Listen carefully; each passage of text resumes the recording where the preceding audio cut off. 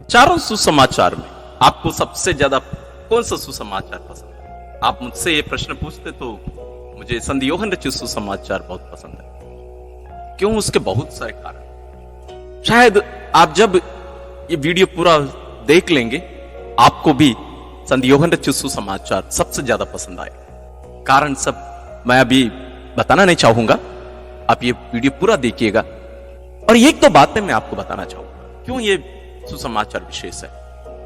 अन्य तीनों सुसमाचार लगभग एक समान है। मत्ती, मार्कुस, लूकस, तीनों सुसमाचार में बहुत सारी समानताएं हम देख सकते हैं, लेकिन संत यूहन्ना बहुत ही विशेष है। इस सुसमाचार में एक भी चमत्कार नहीं। जरूर चमत्कार होते हैं लेकिन उनका अर्थ अलग होता है। संत यूहन्ना कभी भी चमत्कार शब्द का उपयोग नहीं करेंगे। क्यों? आप पूरा वीडियो देखिए, आप समझिए। दूसरी एक बात, इसमें एक भी ऐसी घटना नहीं है जहां प्रभु यीशु कोई दुष्ट आत्मा या शैतान को निकालते हो। एक भी घटना नहीं। क्यों? आप देखिए, समझेंगे। और इस सुसमाचार में प्रभु यीशु के जन्म के बारे में कोई भी वर्णन नहीं। और इस सुसमाचार में ही प्रभु यीशु अपनी मां से डायरेक्ट बात करते हुए 2 बार बताया गया। कोई भी अन्य तीनों सुसमाचार में नहीं। क्यों? और वो भी मां मरियम को 2 बार प्रभु यीशु स्त्री कहकर पुकारते हैं। क्यों? इसके बारे में हम इसका पहले एक वीडियो बनाए हैं, आप जरूर उसको देखिए, आप बहुत पसंद करेंगे। और संत यूहन्ना के और भी बहुत सारी विशेषता है इस सुसमाचार में, क्योंकि संत यूहन्ना वो प्रिय शिष्य है जो प्रभु यीशु के साथ हमेशा रहे। सभी बाइबल प्रेमियों को मेरा प्यार भरा जय यीशु। आज हम संत यूहन्ना के अनुसार पवित्र सुसमाचार के परिचय को सुनेंगे। संत यूहन्ना का सुसमाचार 4 सुसमाचारों में सबसे आखिर में दिया गया है। और जैसा कि हमने पहले मनन चिंतन किया था कि संत यूहन्ना का सुसमाचार दूसरे अन्य जो 3 सुसमाचार हैं जिनको हम सिनॉप्टिक गॉस्पेल्स या समदर्शी सुसमाचार कहते हैं, यानी कि संत मत्ती के अनुसार सुसमाचार, संत मार्कुस के अनुसार सुसमाचार और संत लूकस के अनुसार सुसमाचार है, इन तीनों सुसमाचारों से भिन्न है।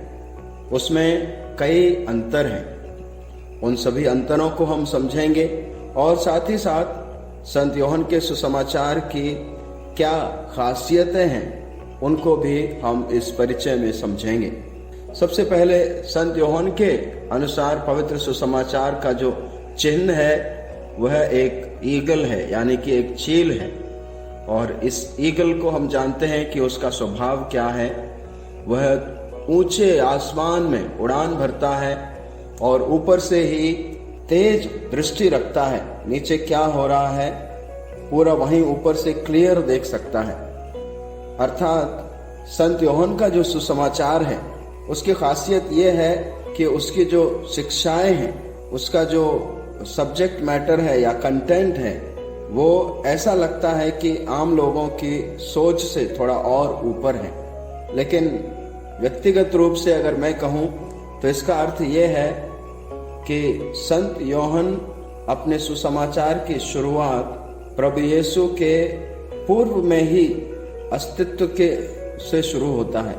यानी कि दूसरे सुसमाचार प्रभु यीशु के जन्म के बाद की स्टोरी बताते हैं या जन्म के बाद की कहानियों का विवरण देते हैं, लेकिन संत यूहन्ना का सुसमाचार प्रभु यीशु के इस पृथ्वी पर आने से पहले से ही शुरू, यानी कि आदि से शुरू होता है। आदि में शब्द था, शब्द ईश्वर के साथ था, शब्द ईश्वर था।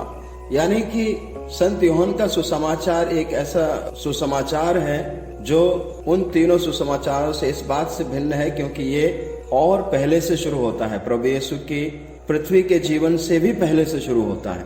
तो इस सुसमाचार में क्या विशेषताएं हैं या क्या खासियत हैं जो हमें ये संकेत देते हैं कि यह सुसमाचार दूसरे अन्य सुसमाचारों से अलग है। सबसे पहले तो ये कि दूसरे जो तीनों समदर्शी सुसमाचार हैं उनमें जो चमत्कार हैं उनको चमत्कार कहते हैं, यानी कि मिरेकल्स कहते हैं। इंग्लिश में मिरेकल्स और हिंदी में चमत्कार, महान कार्य जो किए प्रभु ने। लेकिन संत यूहन्ना के सुसमाचार में उनको चमत्कार नहीं बल्कि एक चिन्ह या संकेत कहते हैं। सो प्रभु यीशु चमत्कार चमत्कार नहीं करते बल्कि एक चिन्ह दिखाते हैं, एक संकेत दिखाते हैं। किस चीज का संकेत? कि ईश्वर की महिमा की ओर संकेत करता है। ईश्वर की महिमा करना प्रभु यीशु का उद्देश्य था। पिता ईश्वर को महिमान्वित करना प्रभु यीशु का उद्देश्य था, और लोग प्रभु यीशु को भी जाने और उनकी महिमा करें और उनके द्वारा पिता ईश्वर की महिमा करें। तो उनके जो चमत्कार थे उनका उद्देश्य यही था, ईश्वर की महिमा की ओर इंगित करना। तो इसलिए उनको चिन्ह या संकेत कहते हैं, ना कि चमत्कार। जो चमत्कार समदर्शी सुसमाचारों और संत यूहन्ना के सुसमाचार दोनों में पाए जाते हैं, वे यूहन्ना की भाषा में महान चमत्कार जैसे नहीं प्रस्तुत किए जाते, यानी कि बढ़ा चढ़ाकर उनके बारे में नहीं बताया जाता, बल्कि प्रभु यीशु बहुत महान कार्य भी कर रहे हैं तो भी संत यूहन्ना के सुसमाचार की भाषा ऐसी है कि वो उसको साधारण रूप से दर्शाते हैं। संत यूहन्ना के सुसमाचार में अबदूतग्रस्त लोगों का एक भी चमत्कार नहीं है, यानी कि दूसरे जो सुसमाचार है, विशेष रूप से संत मार्कुस के सुसमाचार में हम देखते हैं कि बहुत सारे ऐसे चमत्कार हैं जो अबदूतग्रस्तों से संबंधित हैं, लेकिन संत यूहन्ना के सुसमाचार में कोई भी दुरात्मा से ग्रसित व्यक्ति या अबदूतग्रस्त व्यक्ति उसके बारे में बिल्कुल भी नहीं सुनते, जबकि संत मार्कुस में बहुत सुनते हैं। उदाहरण के लिए संत मार्कुस के पहले अध्याय के 23वें पद में है कफरनाहूम का अबदूतग्रस्त, उसके बारे में विवरण है। और संत मार्कुस के ही सुसमाचार के पहले अध्याय के 34वें पद में उसमें लिखा है कि प्रभु ने बहुत से अबदूतों को निकाला। तीसरे अध्याय के 11वें पद में अशुद्ध आत्माएं प्रभु को दंडवत करते हैं और चिल्लाते हैं, उनको पहचान लेते हैं, उनके बारे में चिल्लाते हैं। 5वें अध्याय के 2 पद में गिरोसा का अबदूतग्रस्त जो मकबरों में रहता था उसके बारे में विवरण है। 7वें अध्याय के 25वें पद में कनानी स्त्री की अबदूतग्रस्त पुत्री का विवरण है। 9वें अध्याय के 17वें पद में गूंगे अबदूत के वश में हुआ लड़का। ये सब अबदूतग्रस्तों के विवरण मिलते हैं, बहुतायत में मिलते हैं दूसरे सुसमाचारों में, जबकि संत यूहन्ना के सुसमाचार में एक भी ऐसी घटना नहीं मिलती जहां पर प्रभु अबदूतग्रस्त को चंगा करते हैं। तो ये एक विशेष अंतर है। और जैसा कि मैंने बताया कि संत यूहन्ना के सुसमाचार में वो चिन्ह या संकेत कहलाते हैं, और इसमें मुख्य रूप से ये चिन्ह हैं जिनको संत यूहन्ना विशेष रूप से बताते हैं।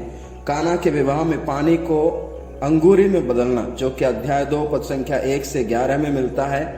और दूसरा संकेत है पदाधिकारी के पुत्र को चंगा करना, 4 अध्याय के 46 पद से लेकर 54 पद तक। और 5000 लोगों को भोजन कराना, वो भी हमें संत यूहन्ना के सुसमाचार के 6वें अध्याय के 4 पद से लेकर 13 तक मिलता है। और अगला जो चिन्ह है या संकेत है वो है 38 वर्ष से बीमार व्यक्ति को प्रभु चंगाई प्रदान करते हैं। यह हमें संत यूहन्ना के 5वें अध्याय के पद संख्या 2 से 9 में मिलता है। जन्मांध को दृष्टिदान देना, अध्याय 9 पद संख्या 1 से 7। और लाजरुस को पुनर्जीवित करना, अध्याय 11 पद संख्या 1 से 44। तो ये जो 6 मुख्य रूप से संकेत हैं, इनमें से 3 गलीली में प्रकट किए जाते हैं और 3 यरूशलेम और बेथानी में। अभी संत यूहन्ना के अनुसार सुसमाचार और अन्य जो 3 समदर्शी सुसमाचार हैं, सिनॉप्टिक गॉस्पेल्स हैं, उनमें क्या अंतर पाया जाता है?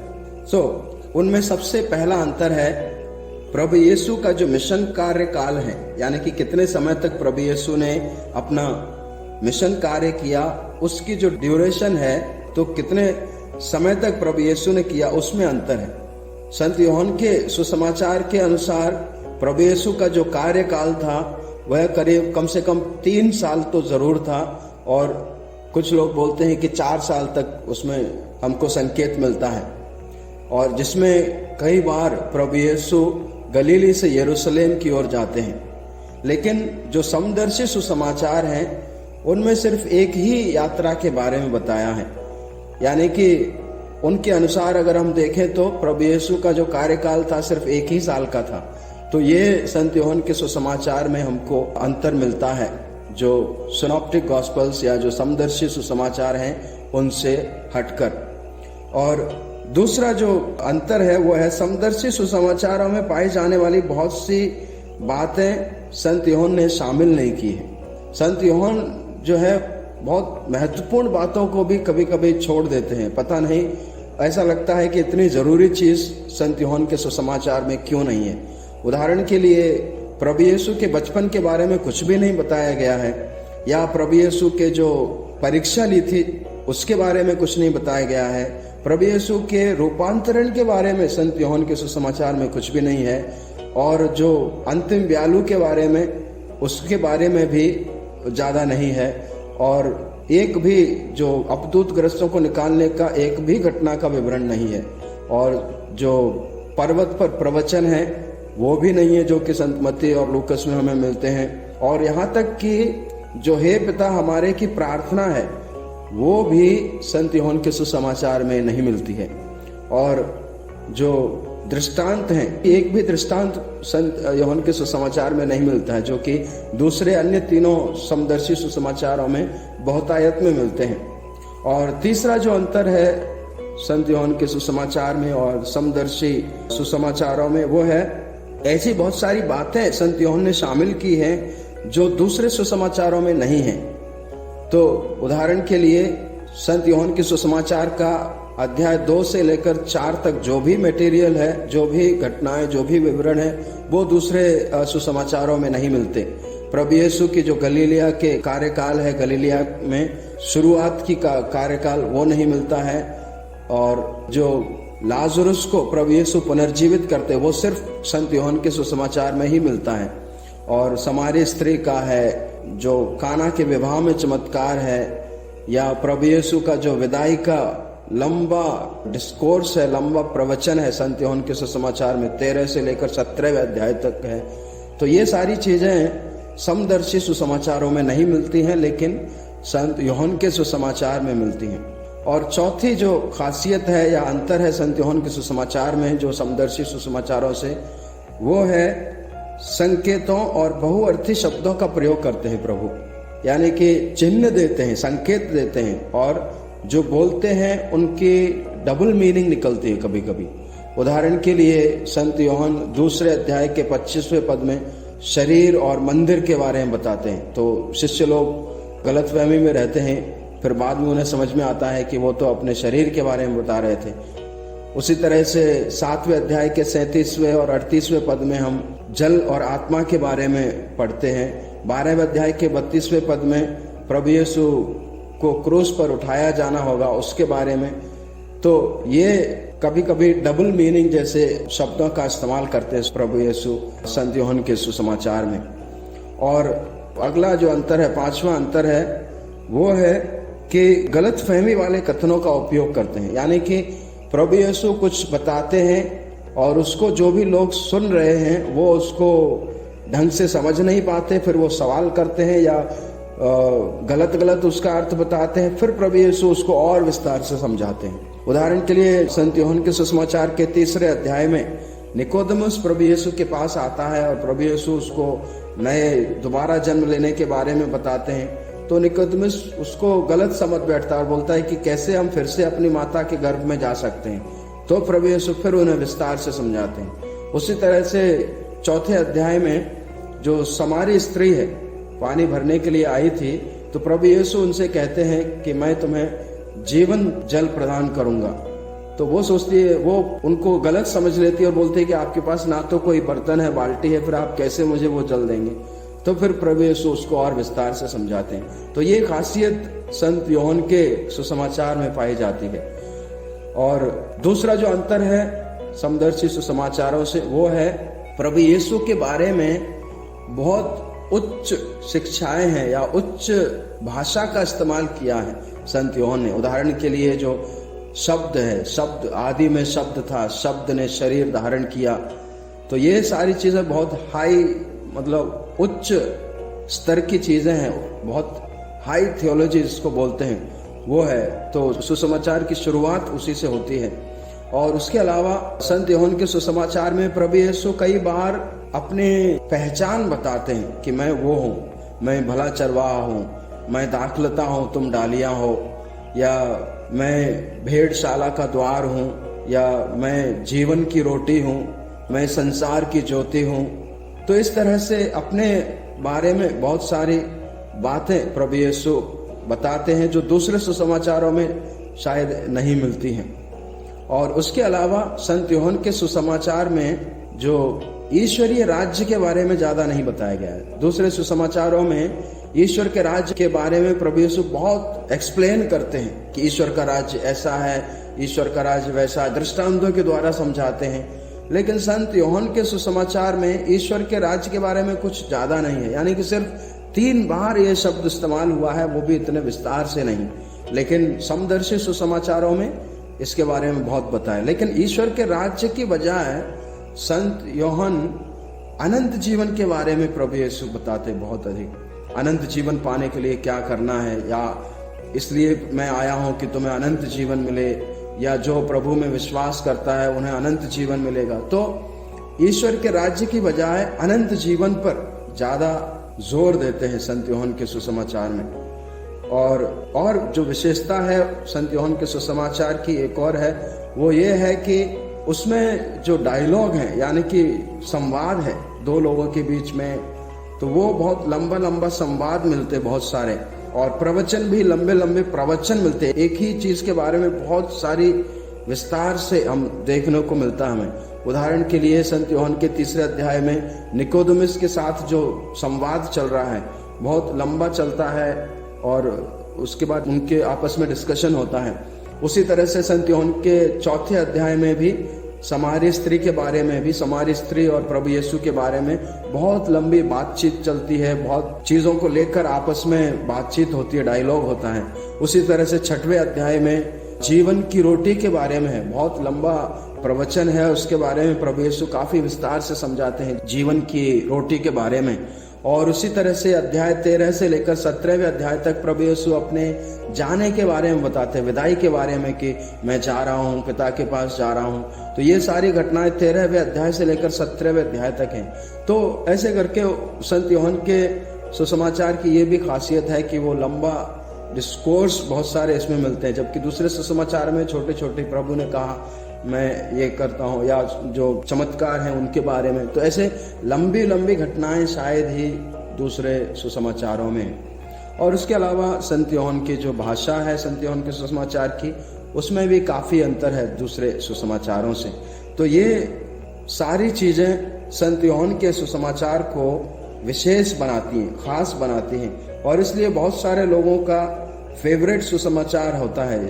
कई लोग मतलब इसको दूसरे सुसमाचारों से अधिक महत्व देते हैं, अधिक प्रिय है ये सुसमाचार। अब हम देखेंगे कि यह सुसमाचार कब लिखा गया, कहाँ लिखा गया और क्यों लिखा गया।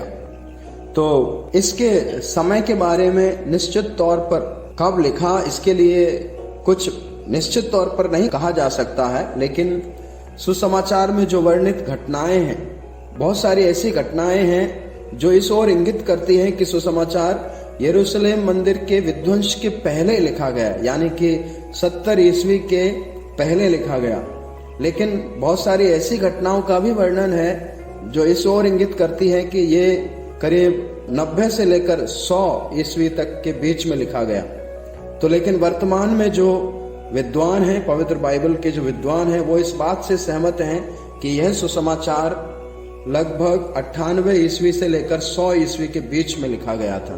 तो इसको करीब करीब सभी विद्वान लोग स्वीकार करते हैं। और क्यों लिखा गया था, इसका उद्देश्य जो है संत उनके सुसमाचार को लिखने का जो उद्देश्य है वो इसी सुसमाचार में अध्याय 20 पद संख्या 30 और 31 में हम समझ सकते हैं। उसमें लिखा है कि ईसा ने अपने शिष्यों के सामने और बहुत से चमत्कार दिखाए जिनका विवरण इस पुस्तक में नहीं दिया गया है। इनका ही विवरण दिया गया है जिससे तुम विश्वास करो कि ईसा ही मसीह ईश्वर के पुत्र हैं, और विश्वास करने से उनके नाम द्वारा जीवन प्राप्त करो। यानी कि इस सुसमाचार का उद्देश्य है कि प्रभु में विश्वास करें लोग और उनके नाम के द्वारा मुक्ति पाएं, अनंत जीवन पाएं। तो इसी उद्देश्य से ये सारी चीजें सुसमाचार में लिखी गई हैं। किसने लिखा और कहाँ लिखा? हालांकि निश्चित तौर पर इसके लिखने के स्थान के बारे में कुछ कहा नहीं जा सकता, लेकिन जो प्रारंभिक कलीसिया में धर्म पिता हुए हैं, जिनको चर्च फादर्स कहते हैं, तो उनका जो साक्ष्य है वो इस ओर इंगित करता है कि यह सुसमाचार एफेसुस में लिखा गया था, जहां पर ज़ेबेदी के पुत्र यूहन्ना ने अपना सेवा कार्य किया, अपना जीवन बिताया। और परंपरा यह बताती है कि यह सुसमाचार ज़ेबेदी के पुत्र यूहन्ना ने ही लिखा था, या अगर उन्होंने नहीं लिखा तो उनके संस्मरण के आधार पर उन्हीं की कलीसिया के किसी सदस्य ने या कई सदस्यों ने मिलकर लिखा हो, लेकिन यह उन्हीं के याददाश्त या उन्हीं के संस्मरण पर आधारित सुसमाचार लिखा गया है। अभी हम इस सुसमाचार के स्ट्रक्चर को देखते हैं कि किस तरह से इस सुसमाचार को बांटा जा सकता है, किन अध्यायों में या किन घटनाओं में। तो संत यूहन्ना के सुसमाचार में हम जानते हैं कि कुल 21 अध्याय हैं। इनको हम निम्न प्रकार से बांट सकते हैं। तो सबसे पहले अध्याय 1 से लेकर अध्याय 2 पद संख्या 11 तक है, जिसका जो मुख्य विषय है वो है ईसा का प्रकट होना, जिसमें हम संत यूहन्ना बपतिस्ता के बारे में पढ़ते हैं, प्रथम शिष्यों के बारे में पढ़ते हैं, और फिर दूसरे अध्याय में काना के चमत्कार के बारे में पढ़ते हैं। पहला चमत्कार प्रभु यीशु का, जिनको संकेत कहते हैं, पहला संकेत या पहला चिन्ह प्रभु यीशु का। और उसके बाद दूसरा उससे आगे अध्याय 2 पद संख्या 12 से लेकर अध्याय 3 तक हम उसको बांट सकते हैं, जिसका मुख्य जो विषय है वो है यरूशलेम में ईसा का कार्यकलाप, जिसमें हम देखते हैं निकोदेमुस और समारिया तथा गलीलिया में ईसा का स्वागत। और उसके आगे जो समारिया तथा गलीलिया में ईसा का स्वागत, ये हमें चौथे अध्याय में मिलता है, और इसी में ही हम समारी स्त्री और पदाधिकारी के पुत्र के बारे में पढ़ते हैं। अगला भाग है वो है यरूशलेम में एक रोगी को स्वास्थ्य लाभ प्रभु यीशु देते हैं, जो कि 5वें अध्याय में है, और इसी में ही नेताओं का विरोध भी वर्णित है।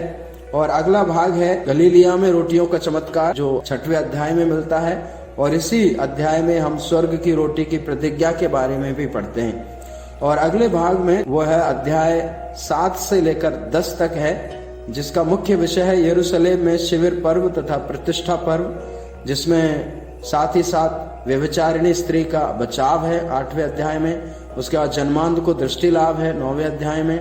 फिर नेताओं का बढ़ता हुआ विरोध भी है। और उसके आगे जो अगला अध्याय है वो है 11वां अध्याय, जिसमें लाजरुस को जीवन दान के बारे में हम पढ़ते हैं बड़े विस्तार से। और उसके आगे बाद में अध्याय 12वां है, जिसमें यरूशलेम में ईसा का समारोही प्रवेश है। और उसके बाद अध्याय 13 से लेकर 17वें अध्याय तक प्रभु यीशु का जो अंतिम ब्यालू है, विदाई का भाषण है, लंबी प्रार्थना है, प्रभु यीशु की महापुरोहितीय प्रार्थना है, वो सब 13वें अध्याय से लेकर 17वें अध्याय में पढ़ते हैं। और इसका आखिरी जो हिस्सा है, आखिरी भाग है, वो है ईसा का दुख भोग और पुनरुत्थान, जो कि हम 18वें अध्याय से लेकर 21वें अध्याय तक पढ़ते हैं। तो इस तरह से संत यूहन्ना के कुल 21 अध्याय हैं, जिनका हमने अभी भी विषयवार देखा, जिनको हमने स्ट्रक्चर देखा। तो आशा है कि आप संत यूहन्ना के सुसमाचार को बड़े चाव से पढ़ेंगे, और कोई भी इसको पढ़कर अछूता नहीं रह सकता है। यह सुसमाचार किसी भी व्यक्ति के हृदय को छू सकता है। जो भी इसको श्रद्धा भाव से पढ़ता है, प्रभु उसको जरूर उसके जीवन में आशीष और कृपाएं प्रदान करते हैं। मेरी भी यही शुभकामना है कि जो भी व्यक्ति इस सुसमाचार को पढ़े, दिल से पढ़े, और प्रभु की आशीष और कृपाएं और वरदान पाए। अब हम पवित्र बाइबल में दिया हुआ संत यूहन्ना रचित सुसमाचार का परिचय सुनेंगे। संत यूहन्ना ज़ेबेदी तथा सलोमी के पुत्र और संत याकूब के भाई थे। वे प्रेरित और ईसा के प्रिय शिष्य थे। वो संभवतः सन 69-70 ईस्वी में फिलिस्तीन छोड़कर एशिया माइनर के एफेसस नामक नगर आए। बहुत संभव है कि उनका देहांत सन 98-99 ईस्वी में हुआ हो। अन्य सुसमाचारों की मूल बातें उनके सुसमाचार में भी मिलती हैं, जैसे यूहन्ना बपतिस्ता का साक्ष्य, ईसा के चमत्कार तथा प्रवचन, उनका दुख भोग तथा पुनरुत्थान। किंतु संत योहन समझते हैं कि उनके पाठक अन्य सुसमाचारों से परिचित हैं। यही कारण है कि वे प्रायः उनमें दी गई सामग्री छोड़कर नई घटनाओं का वर्णन करते हैं। उनके समय तक ईसा के विषय में भ्रांत धारणाओं का प्रचलन होने लगा था। इसलिए संत योहन का उद्देश्य यह प्रमाणित करना है कि ईसा ईश्वर के पुत्र हैं। वो त्रिएक ईश्वर के द्वितीय व्यक्ति हैं। शब्द ने शरीर धारण कर हमारे बीच निवास किया। अध्याय 1 पद संख्या 14। वे मनुष्य भी हैं और ईश्वर भी। उन्होंने मनुष्यों के पापों का प्रायश्चित कर उन्हें नवजीवन प्रदान किया है। इस उद्देश्य को दृष्टि में रखकर वो अपेक्षाकृत कम घटनाओं का वर्णन करते हैं, किंतु उनका गूढ़ अर्थ स्पष्ट करने का प्रयास करते हैं। रोटियों के चमत्कार के वर्णन के बाद वे स्वर्ग की रोटी के विषय में ईसा का भाषण प्रस्तुत करते हैं। ईसा जन्मांध को दृष्टि प्रदान करने से पहले कहते हैं, संसार की ज्योति मैं हूं। और लाजरुस को पुनर्जीवित करने के पहले पुनरुत्थान और जीवन मैं हूं। अध्याय 11 पद संख्या 25। इस सुसमाचार की एक अन्य विशेषता यह है कि इसमें वर्णित अधिकांश घटनाओं का स्थान यहूदिया तथा यरूशलेम है।